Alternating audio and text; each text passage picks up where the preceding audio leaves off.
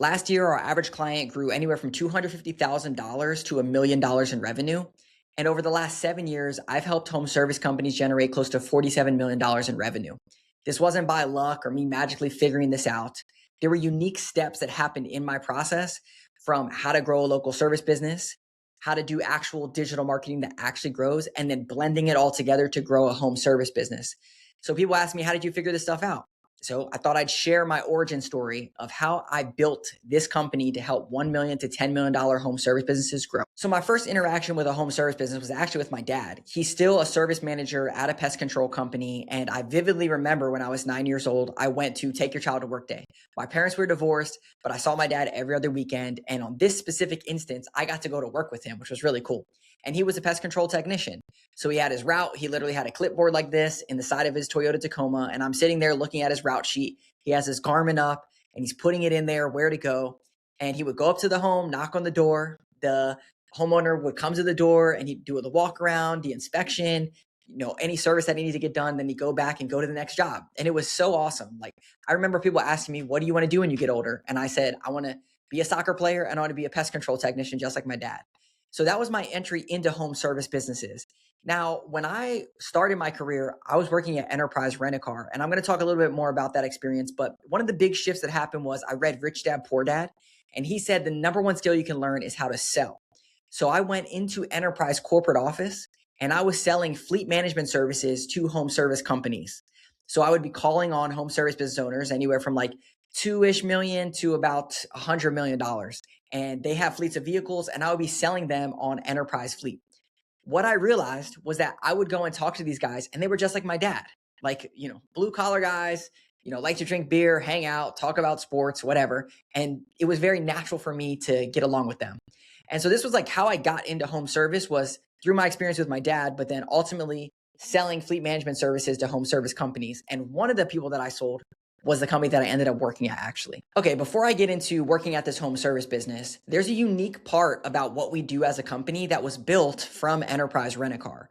Enterprise Rent-A-Car is a $27 billion business, and they were not built just off of random things. They're a family-owned business, not franchised on every single location, because they do two things really well. One, they build operators from the ground up. So they only promote from within. So they take people from management trainee to assistant manager to branch manager to area manager, all the way up to the CEO, all from the ground up. So they have a great training system that I went through. The other thing they do is that they run their business on data. So they take the data and then they fix the business based off of data. So me, starting as a management trainee, I was built off of those two things. So some of the things that I learned along this process was, one, how do I get paid off of the P&L and analyze the P&L? And then how do I make adjustments? So I mentioned that 25, I went into the corporate office. From the age of 22, 23, 24, 25, I was a management trainee. Then I was an assistant manager and I was a branch manager at a flagship location. I was actually the number one branch manager in the DC metro area, and I had won 5 Diamond Club awards. At that flagship location, it was a $3 million business. I had 20 team members. I had 2 satellite offices, 2 assistant managers. We had 400 cars that I was responsible for. We were doing $300,000 months. And it was my job to grow the business, have good customer service, make sure that we are doing all the right stuff. And that's the branch that I actually won Diamond Club awards at. So this is what I was taught at this $3 million business, was how to run this thing efficiently and be the number one local service business inside of a $27 billion family-owned business. What I learned in this experience was a couple things. One, we have to look at our data year over year. We have to look at how many cars did we rent last January versus how many we rented this January. Because if we want to grow our revenue, then we need to rent more cars. And the only way we can know if we're renting more cars is to know last year's numbers. This played pivotal when I went to work at the home service business to look at the data. The second thing was, when I look at the P&L, what are the numbers that I can drive growth on? I can drive growth on sales and upsells. I can drive growth on more cars being rented, and I can drive growth on downtime. So not having cars sitting around, but actually using them. Another big thing that they drilled into us was phones, like phone. When a lead comes in, you have 2 rings to answer the phone. When you answer the phone, you do what's called a no-look book. You book it. It doesn't matter if you have the vehicle on your lot, you book it. That's how you grow your business. You can't grow if you say no. And this was drilled into us. So I said, I'll book it all day long and I'm going to grow my business. And that's one of the biggest things that I did to grow the business, was no-look books. Another thing they had was this thing called red cars. Think of this as a form that you would fill out on your website. And a red car was a flashing red car that someone just got into an accident and they needed a rental car. The faster you could call this red car, the quicker you could get them on your schedule and get them a rental car. This is the exact same thing with web forms. The faster you can get to it, the quicker that you have the opportunity to get it onto your books. So this was drilled into us at Enterprise, these stories over and over again. And this is how I learned to run a local service business. Okay, Phil, cool. All that sounds good, but how did you learn that marketing stuff? Because this is the hidden secret that most people come up with black magic and voodoo and they do some marketing. So I mentioned when I was 25, I read Rich Dad, Poor Dad, and I went in to learn how to do sales because he said number one skill you can do is sales. Well, I had paid off my student loans. I paid off $30,000 in 12 months when I first graduated college at Enterprise. And then I saved up for the next 2 years. So 23, 24. And then at 25, I actually bought a condo with cash. It wasn't in the nicest area. It was literally next to Section 8 and stuff. But I bought a condo with cash working at Enterprise. Like, who would have thought? So my wife is a kindergarten teacher and her friends were like, hey, how did you do this? How did you pay off your student loans? How did you buy this condo with cash? Like, what did you do? So I started sharing with them my budget template and they're like, is it cool if I share this with some other people? Like they're all asking me how you did this.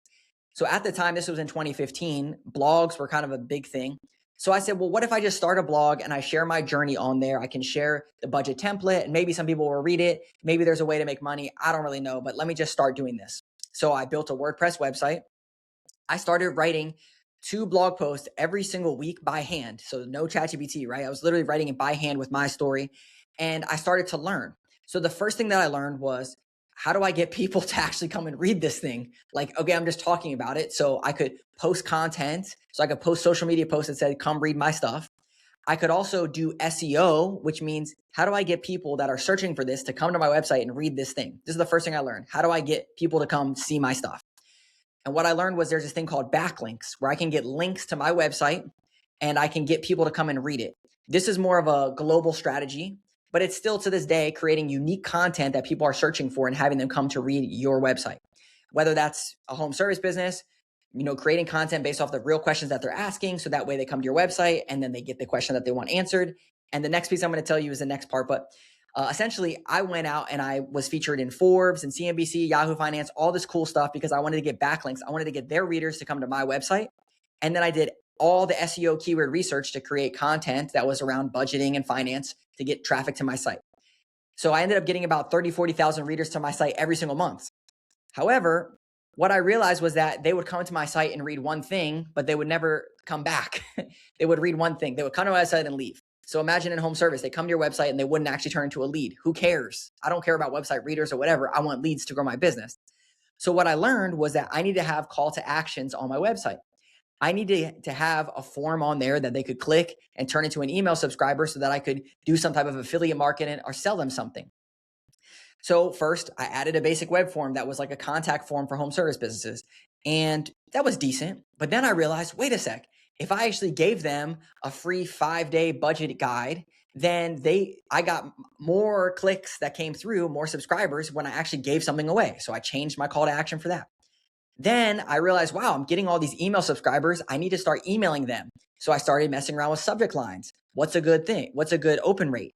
And my subject line's 20%, 30%, 40%, getting people to come back to read my blogs. So when I wrote a blog post, I did an email blast that went out. I did a social post, and now I drove traffic to the top of the funnel. This was how I learned digital marketing back in 2015. And this was basically throwing me into the deep end of figuring out how to do digital marketing. So I actually did digital marketing for 4 years on my blog.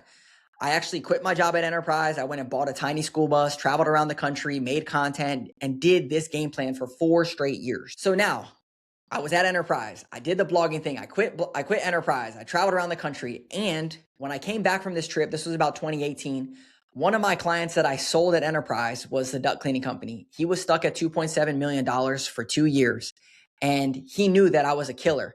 He knew that at Enterprise, he had friends that worked there that were high up. And they told him if someone works at fleet management, which is what the division I worked in, then they're the top people. And he knew my story and he liked it. And he followed me along my journey on Facebook and all the stuff. And he knew what I was about. So he's like, hey, maybe you could come work with me and help me grow my business. When I went to work there, all my worlds collided. My enterprise experience of growing a local service business off of data with my digital marketing experience, which is get people to your website and convert them into leads. It was like a match made in heaven because I was trained on the enterprise model. And then I had all this digital marketing expertise about converting leads. And it was a perfect setup. So his business went from 3 million to 4 million. Some of the big things that we did in 2018 with his business was I added an estimate calculator to his website because, again, people will come to his website and fill out a contact form, but then I needed my CSRs to call them. So I added an estimate calculator and online scheduling because I knew from my blog that I needed to get the right call to actions on there to convert these leads. It's still to this day, you need these call to actions on your website. That generated an additional 200 leads for us and 100 booked jobs just right from the online scheduling. Then I knew that the customer service representatives need to call these estimate calculators, these contact forms, these chat widgets, these 7-second forms, all these new call to actions that we're adding to the website. So what I did was I went through like my enterprise experience and I built a call script for them. I helped them track their booking rate and I set up numbers to look at year over year. So I said, okay, last year we did 500 jobs. This year we need 600 jobs. So let me set this as a goal and put it on the whiteboard. This is exactly what we did at enterprise. So it's basically drive traffic to the website, get more leads, coach my CSR team on booking jobs. And then I coached our technicians on how to upsell on the jobs. So don't just do a duct cleaning, do a duct cleaning plus a dryer vent cleaning. And I coached them on how to get Google reviews and I incentivized them on Google reviews. And I started tracking these numbers year over year, leads, jobs, estimate count, estimate close, new customers, total revenue, because I knew that if I knew those numbers, I can go and fix the problem. The big thing that illuminated, this was an aha moment for me, was in ad spend, return on ad spend. We were working with these cookie cutter marketing agencies. I was out, doing my thing, growing these businesses, growing the business. But from an ad spend perspective, every single time that I said, hey, we're a little bit slower, on these monthly meetings, it's the same thing every single time that we're talking about. They would say, well, why don't you spend more on ads? And I would say, well, how do I know that, who are these people that you speak of that are these leads, these conversions? And then how do I know that these are actually making me money? And they loved, the whole runaround thing. So I said, okay, I need to build this internally inside of my business so that I can track return on ad spend because the owner, Tom, he's like, oh, I just signed up for a Home Advisor Pro. This was before Angie. Home Advisor Pro, it's $2,500. And I would be like, well, how are we going to track return on ad spend? He's like, I don't know, figure it out. Or like Yelp or all these different platforms. So what I did was I set up landing pages and tracking numbers. And then I coached our CSRs to put the right stuff in the lead source. And then every single month I produce a return on ad spend report to know what levers to pull. This is exactly what we do with home service businesses now. And slowly I started to realize that there's this issue. There's digital marketing companies, there's your CRM data, and then there's automation and tech stack that all needs to work together. And when I figured that out in the home service business that I was at, growth exploded. For 3 million to 4 million, 300,000 in profit to 900,000 in profit. And then ultimately he went to 5 million and then sold. All right. So I was growing his business and he was like, hey, you are killing it, but like, dude, leave me alone. I'm making $1 million a year. I didn't even go to college or anything. I literally started right out of high school. Like, I'm making $1 million a year. Leave me alone. You need to go help other people. So he actually named my company Phlash Consulting. It's my name, Phil. And then my wife's name is Ashley, but I call her Ash. So he said, Phlash Consulting, go help people. And he introduced me to 2 other of his friends that own businesses and said, go start your company and help them.